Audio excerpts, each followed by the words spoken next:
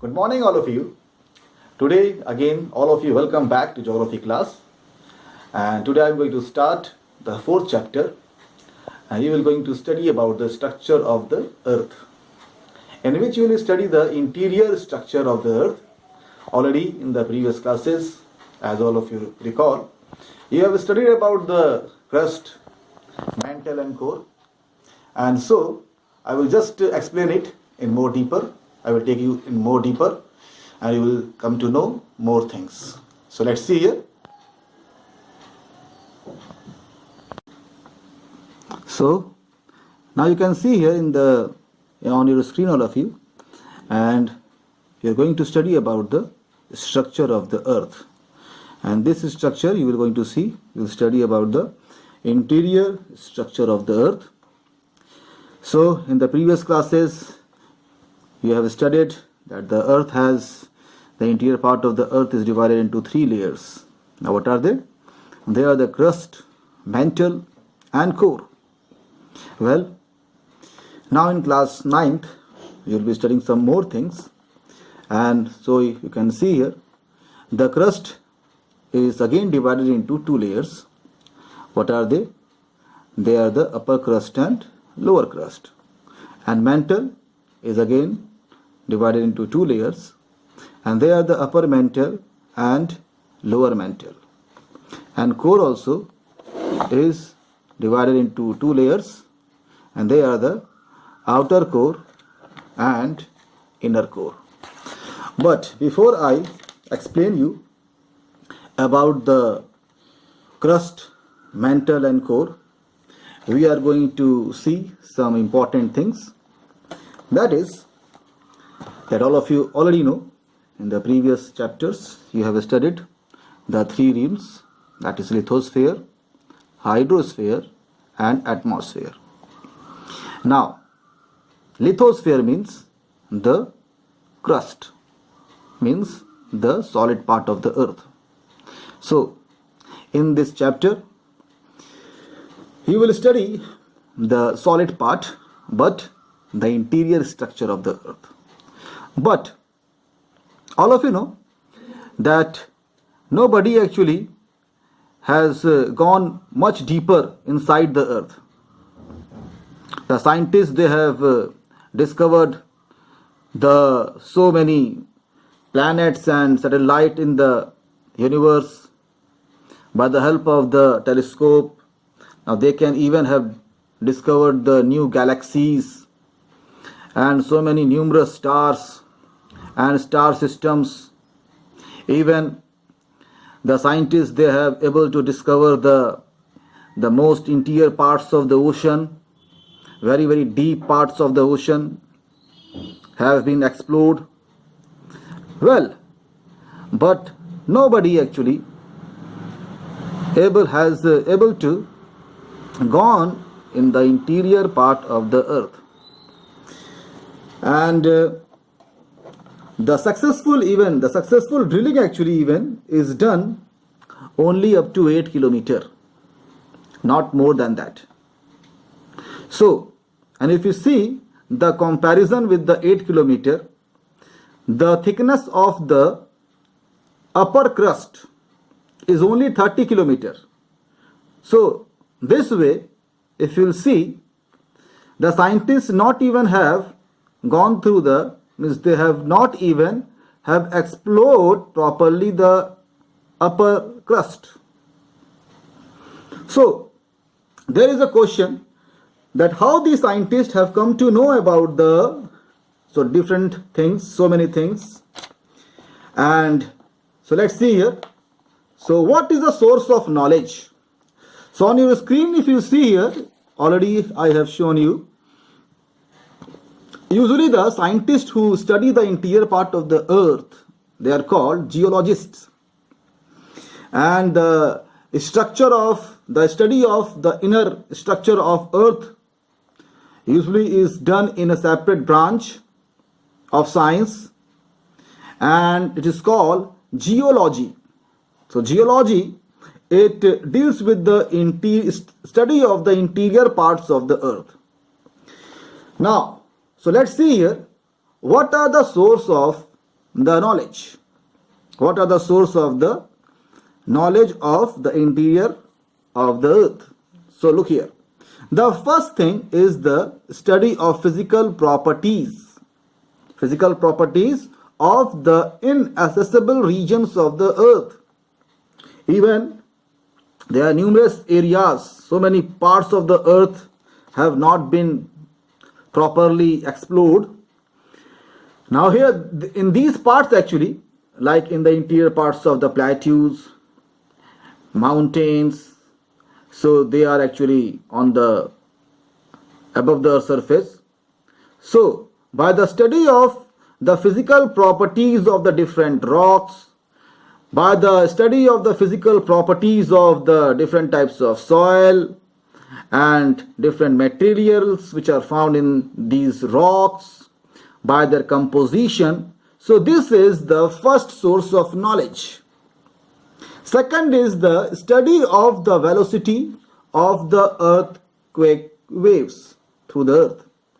Now usually there are numerous earthquake waves. We call it seismic waves. Usually is generated from the inside the earth. Now usually what happens every day, there is a seismic waves is being generated, but on the surface we experience only those seismic waves which are very strong, which are more than 2.8 Richter scale. So usually we can able to experience only those seismic waves. So every day usually there are the numerous seismic waves of a very low velocity is being generated. Now there are different types of instruments they are being used by the scientist to just not only measure the seismic waves but also to study these seismic waves. So in this actually the scientists they study the different types of seismic waves, how they travel, because if you find the seismic waves actually, even just I can give you one example, one very common example around us actually. If you just take one steel spoon in your kitchen, and when you just make a noise in the different utensils just present in your kitchen, you will find every utensil it sounds different. Now here how this sound is created, because when we struck any utensil, what happened? There is a wave, sound waves are produced. But we can see how the different utensils made by the different elements, they sounds differently. Even the same metal, same type of metal if we take, but the different utensils, suppose we take a different utensils made of stainless steels, and you just take one spoon and just try to sound each utensil, and you will see every utensil will make different sound. So even around us we can see that how the sound waves it becomes different with the different utensil and the different elements, different types of utensil as we try to make the sound. Well, same way the earthquake waves also, when they travels through the different types of rock, different types of elements, so their characteristics gets changed. So here this is the second source of knowledge. By the study of the velocity of the earthquake waves, the scientists they try to collect the information about the interior part of the earth. And the third source is the study of the lava which has been emitted from the volcano. So all of you know the lava usually comes from the very inside of the earth. That molten magma from very inside of the earth it just being erupted by the volcano, and when it comes up above the surface, so there also a one source of information. The scientists, they research these lava, and by that they collect the different information.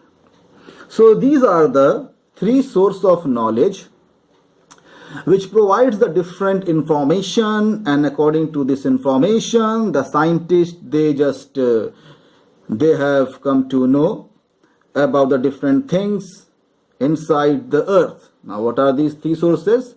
First is the physical property of the inaccessible region of the earth. Second is the study of the velocity of earthquake waves. And third is the studying of what thing? The lavas emitted from the volcanoes. So these are the three sources. Now first of all, we are going to study about the temperature. So on your screen you can see there, I have shown you the temperature.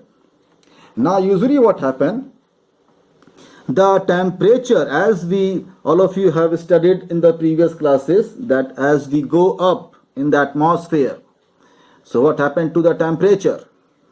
Usually temperature decreases, and this temperature decreased by 1 degree centigrade per 166 meter, and according to this same rate it becomes 6.4 degrees centigrade at every kilometer.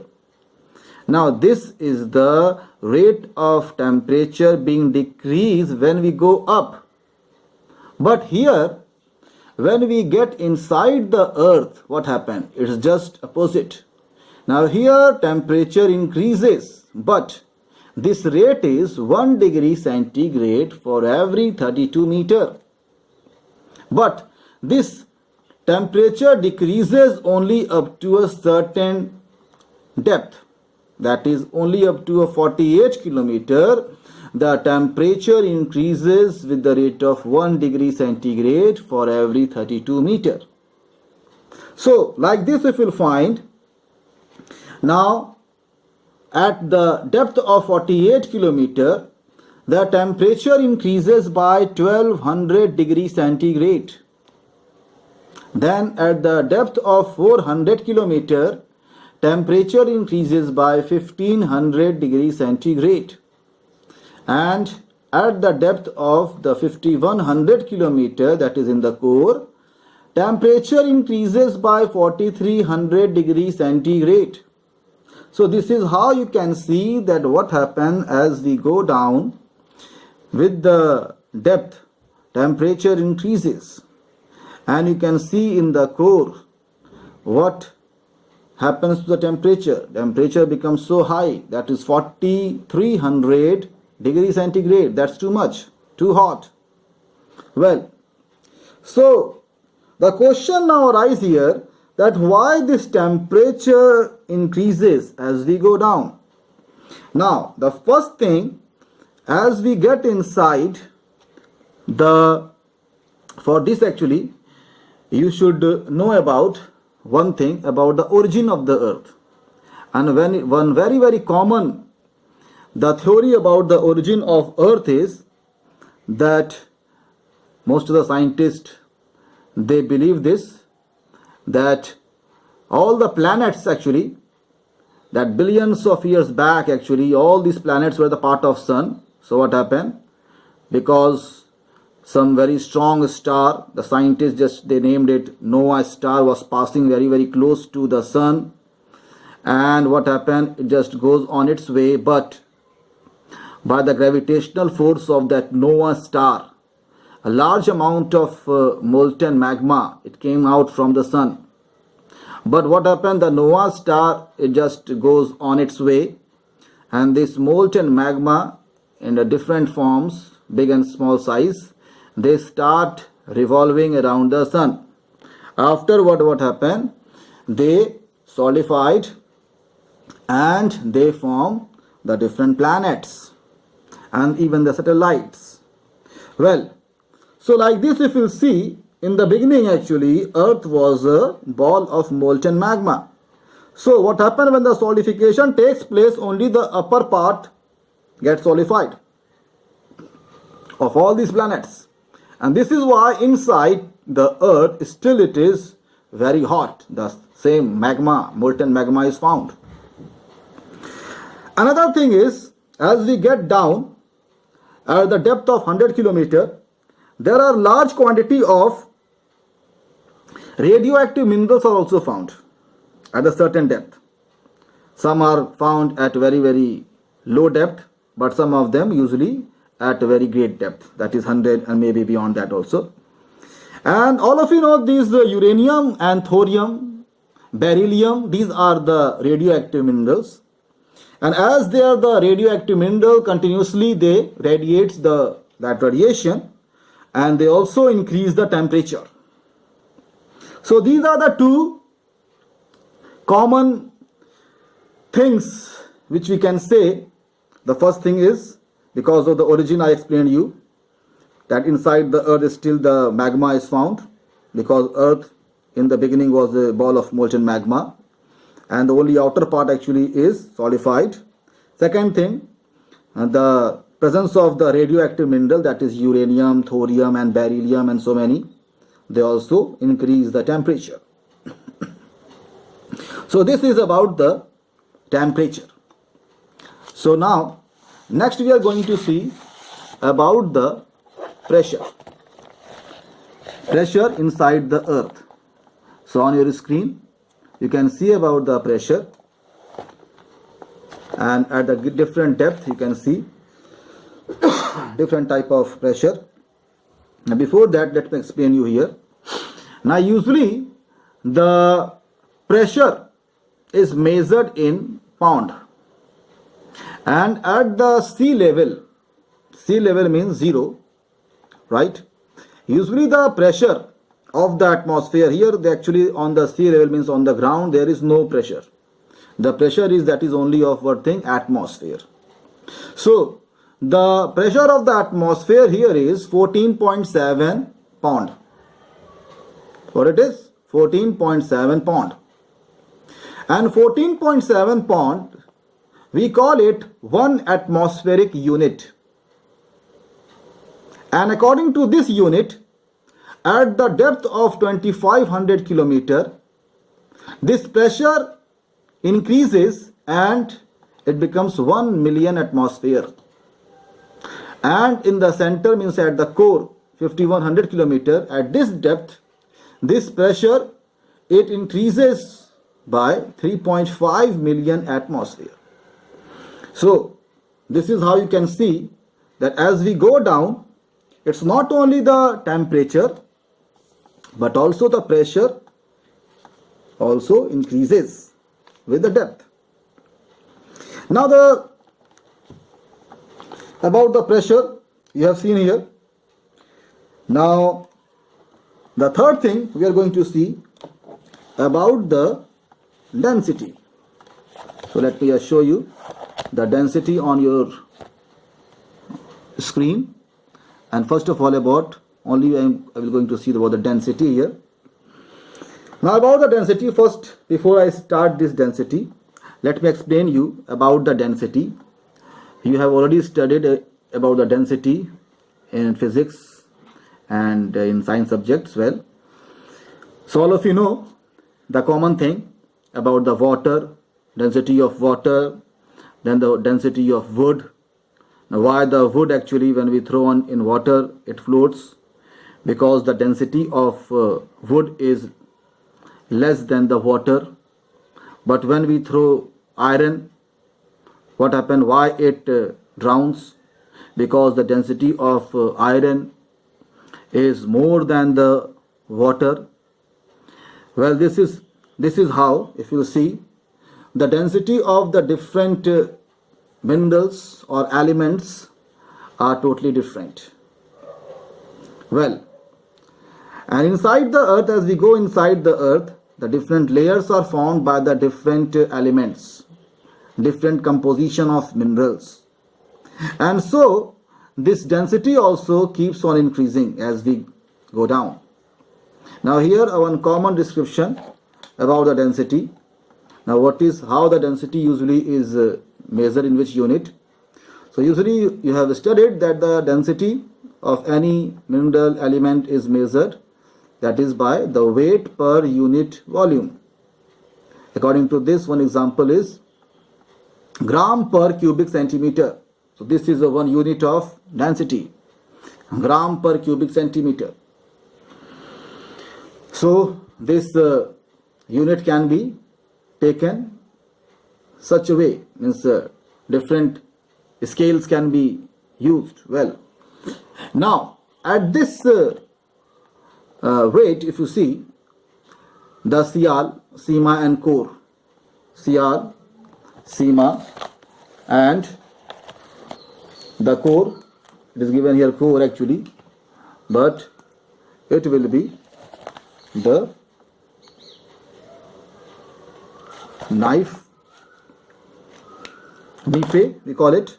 So there are the three layers already you have studied, that is Sial, Sima and Nife, or knife. Some people spell it knife also. Well, so here if you see here at Sial, the Sial is composed of silica and aluminium, and so you can see one thing, that one thing you can see here, this density is 2.7 gram per cubic centimeter. Now the second layer is Sima. Sima is composed of Sial and magnesium, and here you can find the density becomes 4.3 gram cubic centimeter. At the core is usually formed of the nickel and iron alloy. That's why we also call it Nife. Ni means nickel, Fe means ferrum, right? So nickel and iron, and here the density actually it becomes very high, and that is 16 gram cubic centimeter. So this is about the density at the different layer. But now here, let's see here this same density at the different depth. So at the crust, upper crust, the density we'll see means Sial, already I have told you, density is 2.7. The upper crust is formed of silica and aluminium, so 2.7 gram per cubic centimeter. But at the depth of 30 kilometer, here actually the upper crust, right, it gets end. This is the depth of the crust. Now here you will see the density becomes 3.3 gram per cubic centimeter. At the depth of 200 kilometer, this density increases, it becomes 4.3 gram per cubic centimeter. Then 700 kilometer, it becomes 5.5 gram per cubic centimeter. 2900 kilometer, that is 10 gram per cubic centimeter. 1500 kilometer, it becomes 12.3 gram per cubic centimeter. And at the center, it becomes 13.3 to 13.2 to 16 gram per cubic centimeter. So this is the different density you have seen. That density also keeps on increasing as we go down. Now here, now let me show you the one figure here, in which you will come easily, you will be able to understand. Now look here. Now this diagram most of you have seen. This is the diagram of the interior part of the earth. So here you can find here this upper part, you can see this crust is so thin, and this thickness of this crust is 30 kilometer only.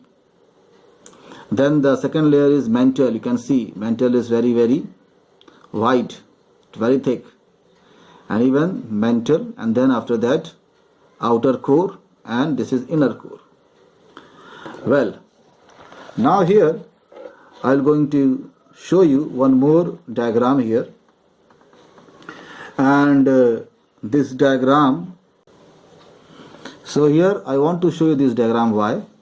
So look here, this is the inner core, and here this is the outer core. This is the interior part, two parts of the core, inner core and outer core. Then here you can see this is a mantle, this is mantle, the second layer, and the outer part here, if you see here, this is crust, this is crust. Now what I want to show you here, if you see here, between the crust and mantle, between the crust and the mantle, there is a one layer, and this very thin layer which separates crust and mantle. Now this thin layer is called the Mohorovičić discontinuity. This was actually named after one scientist of Yugoslavia. His name was Mohorovičić, and on his name actually, because he discovered this layer, so this layer was named after him, and it is called Mohorovičić, or in short, Moho discontinuity. Now what is this Moho discontinuity? And this is a thin layer which separates crust from the mantle. What is this? This is a thin layer which separates crust from the mantle. Same way, one more scientist whose name was Benno Gutenberg. You must be remembering about the Charles F. Richter. Charles F. Richter was the same scientist who actually have invented the instrument which is used to measure the intensity of or the magnitude of the earthquake. And here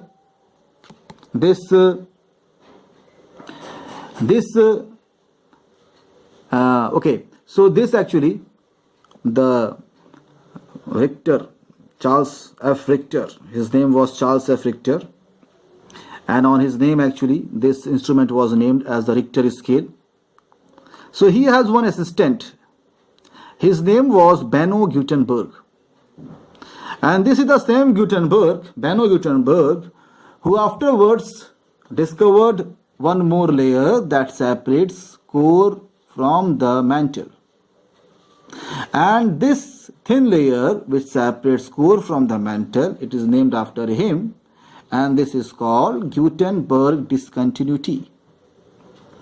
So now what is the work of these discontinuity? If you see here, let me just give you the explanation, afterward it will become easier for you. So what happened? First of all, the Gutenberg discontinuity. At Gutenberg discontinuity, what happened? The earth waves actually are being absorbed. Some of the earthquake waves, they are being absorbed here by this layer, Gutenberg discontinuity, right? And what is this Moho or Mohorovičić discontinuity? So when the earthquake waves reaches to this layer, what happened? They change the speed of this earthquake waves, the seismic waves, it gets changes. So these are the two important things, right? First is, at Gutenberg discontinuity, the earthquake waves are being absorbed, and secondly, at the Mohorovičić discontinuity, the speed of the seismic wave, that is the earthquake wave, it gets changed. So this is about these two things I want to show you. Now we will see the main thing, that is the three layers of the earth. And the first layer, all of you know, is the crust. Crust, as you can see here on your screen, it is also called lithosphere. Litho means rock. So this is a Greek word. Litho actually is taken from the Greek word lithos, that means rock. So because it is a rock sphere, solid sphere, so crust is called lithosphere. Now this crust again is divided into two layers. What are they? Sial and Sima. Now this Sial actually is usually, they are made of the granitic layer, granitic rock, and so this layer is also called granitic layer, that is upper crust. So you have seen here, crust has two layers, upper crust and lower crust. This upper crust is made up of the sial, that is silica and aluminium mostly, and this sial is the same rock that is made of the granite, and that's why it is also called granitic layer. Now this is the granitic layer which forms all the continents. All the continents were formed by this granitic layer. The second layer is the lower crust. This lower crust is found just below the upper crust, and this is usually formed by the mostly two elements, silica and magnesium. Other elements are also found, but these are the two most abundantly found element in this layer, that is silica and magnesium. And so this layer is also called sima or saima, and usually it is made up of basalt rock, and so this layer is also called basaltic layer. So usually if you find this basaltic layer, actually it forms the ocean floor below the all the continents. The second layer that's found is basaltic layer. It is a continuous layer, so it is found below the continent, and then it also forms the ocean floor. So now already you will study afterwards in the coming chapters. You will study many things. In that you will study about the Wagner's theory. We also call continental drift theory, in which you will learn that there was a time that all the continents were the part of one big landmass, and afterwards they divided and just moves in the different direction. So usually if you find, according to this theory, that at the present day all the continents, actually you can see, still the scientists, they have researched and they have found that all these continents are moving. This movement is very slow, but all the continents continuously they are moving. So usually we can say that this first layer, the granitic layer, it floats over basaltic layer. So when we use this word floating, means float, it doesn't mean that it floats like any ship or boat on the water. No. But actually this first layer, it moves over the basaltic layer. Okay. So these are the two layers. So I think all of you have understood this about the upper crust and lower crust, about the formation. So now next is we are going to see about the then one more thing I have explained you about the Morovicic discontinuity. One layer that separates crust from the mantle, and that thin layer is called Moho discontinuity or Morovicic discontinuity. Now next is we are going to see about the second layer, mantle.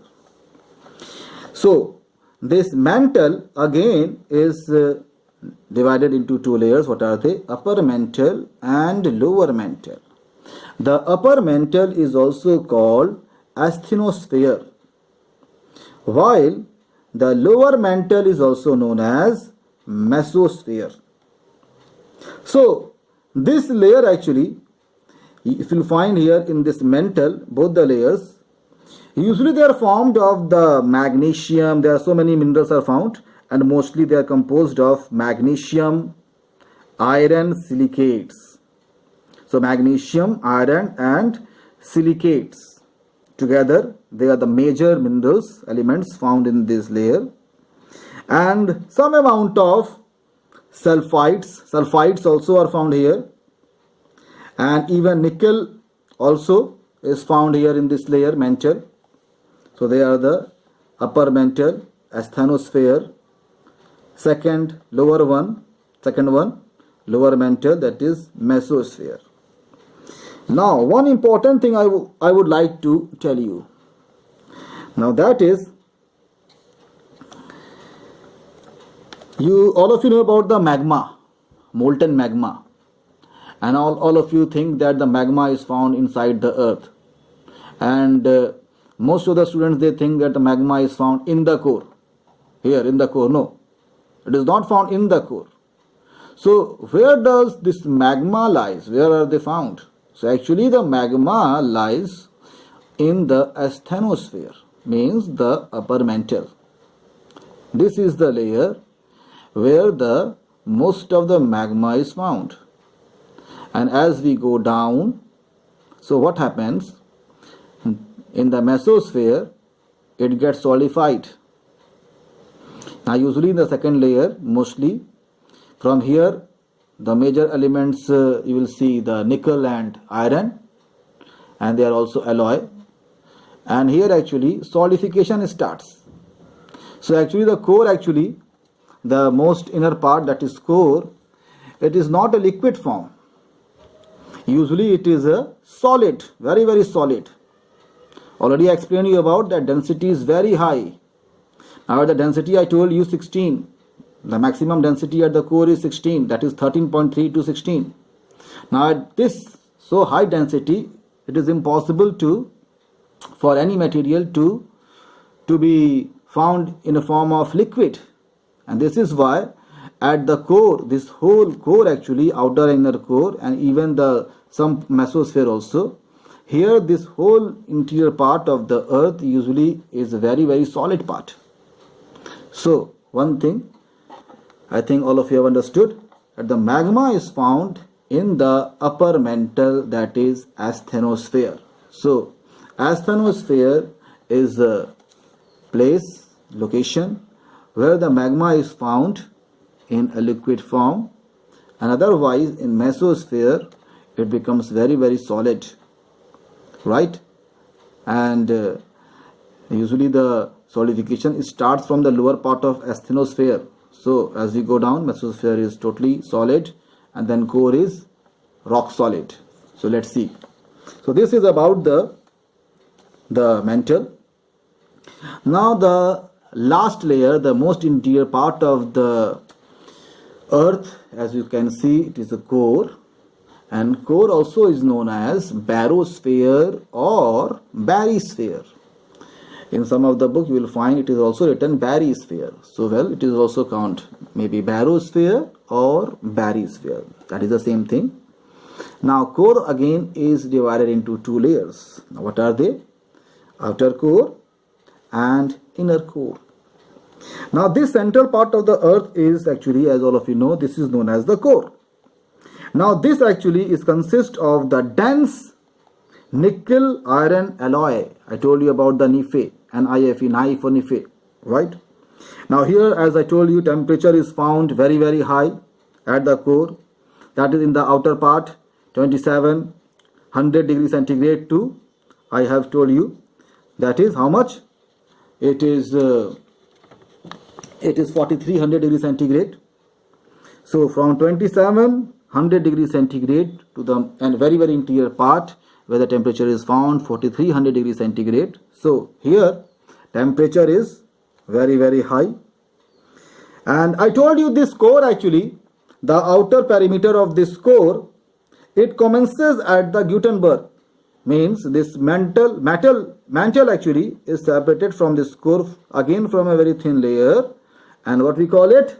We call it Gutenberg discontinuity. So this is about the core. So I told you about, so again, so actually this chapter is very very small, right? Actually the thing actually what is given, only 3-page chapter in the whole book. In the whole chapter actually it is only 3 pages, right? So I explained you all already everything. Let me just revise it again. So first of all I told you about the source of knowledge, means how the scientists they collect the information from about the interior part of the earth. That is first thing, by the physical properties, by the study of the physical properties of the inaccessible regions of the earth, means of different rocks and different their composition. Second is the study of the velocity of earthquake waves. As I told you, the earthquake wave, that is seismic wave, it acts differently in the different rocks and different elements. So it is a big area of study, right? In fact, actually, the scientist, this is actually separate branch of geography, and study of the earthquake usually is called seismology. And the scientists actually who just do the research work in this earthquake, they are called seismologists. So this is just one separate branch. And the third is the studying the lavas emitted from the volcanoes. So these are the three sources. Then I explained you about the temperatures. So as we get inside the earth, temperature increases. Now usually this temperature increases at the rate of 1 degree centigrade per 32 kilometer. At every 32 meter, this temperature increases by 1 degree centigrade. So with this rate, at the depth of 48 kilometer, temperature increases by 1200 degrees centigrade. But what happened after 48 kilometer? Now the temperature increases, but not with this rate of 1 degree centigrade per 32 meter. So now it gradually increases. So at the depth of 400 kilometer, temperature increases by 1500 degrees centigrade. At the depth of 5100 kilometer, temperature increases by 4300 degrees centigrade. Then next is the pressure. So here all of you know the pressure also increases as we go down.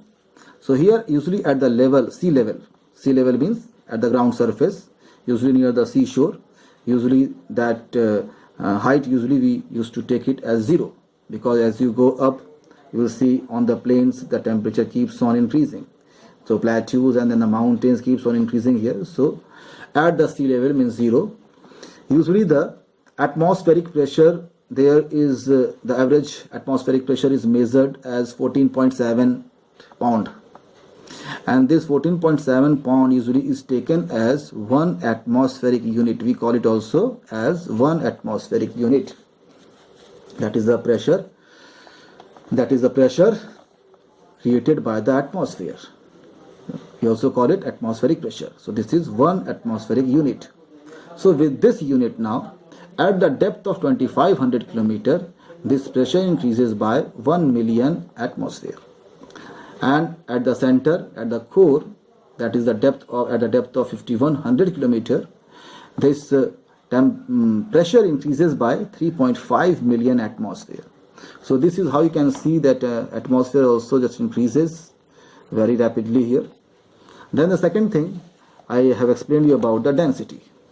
Now usually the density is measured by different units, but the common unit what I have taken here, gram per cubic centimeter, that is weight per unit, while volume. So here gram per cubic centimeter. By this, if we see in the different layer of the earth, because already in your previous classes you have studied about the sial, sima and core. So at sial, that is made of silicon and aluminium, the density is usually 2.7 gram per cubic centimeter. Then at the second layer, that is sima, composed of silica and magnesium mostly, the density increases by 4.3 gram per cubic centimeter. And at the center, that is core, made up of nickel and ferrum, that is the iron alloy, the density just becomes so high, 16 gram per cubic centimeter. Then I have also shown you the density at the different depth. At 0, 2.7, 30 kilometer 3.3, 200 kilometer it becomes 4.3, 700 kilometer it becomes 5.5, 2900 kilometer it becomes 10, 5100 kilometer it becomes 12.3, and at the center it becomes 13.3 to 16 kilometer per cubic centimeter. Now next is the structure of the earth, that is crust, so mantle and core. So I explained you this thing.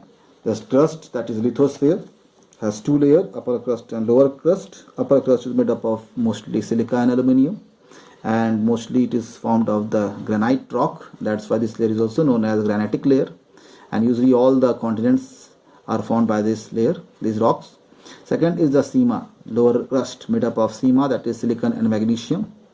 And here this rock usually is made up of the same element, silica and magnesium mostly, and these rocks are called basalt rock, and that's why this whole layer is known as basaltic layer.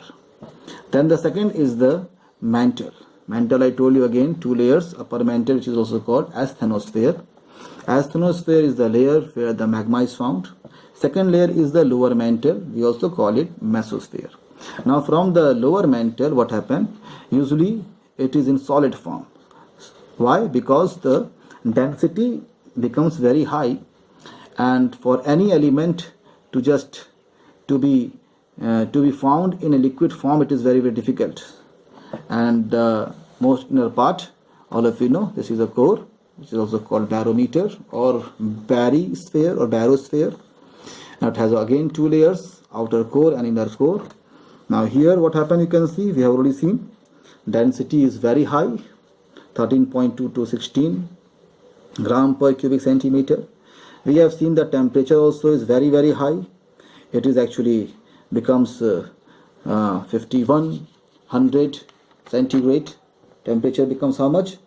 That is 51, but well, that is 4300 degrees centigrade, but most inner part.